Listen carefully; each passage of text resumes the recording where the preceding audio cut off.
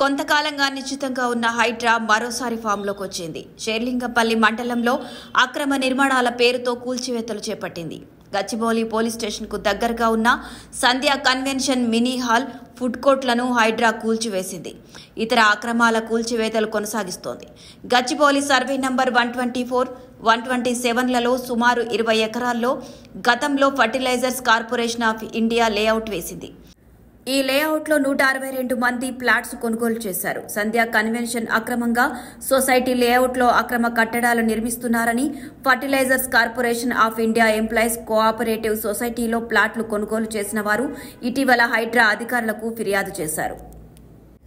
FCI employees cooperative సొసైటీలో గతంలో వేసిన లేఅవుట్లను నామరూపాలు లేకుండా చేసిన సంధ్య కన్వెన్షన్ రోడ్స్, పార్క్స్ ను కలుపుతూ పలు అక్రమాలు చేపట్టిందని ఫిర్యాదులో పేర్కొన్నారు. దీనిపై స్పందించిన హైడ్రా విచారణ చేపట్టింది. ఈ సందర్భంగా అనుమతులు లేకుండా ఆ నిర్మాణాలు చేసినట్లు గుర్తించింది.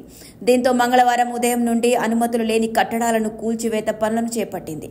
సంధ్య కన్వెన్షన్ మినీ హాల్తో పాటు నిర్మించిన వంటగదులు, రెస్ట్ రూమ్లను కూడా తొలగించారు. లేఅవుట్లను ఆక్రమించి నిర్మించిన రేకుల ఫెన్సింగ్, G+2గా నిర్మించిన 3 ఐరన్ షెడ్లను సైతం తొలగించారు. ఇంకా పలు నిర్మాణాలను కూల్చివేస్తున్నట్లు హైడ్రా అధికారులు తెలిపారు.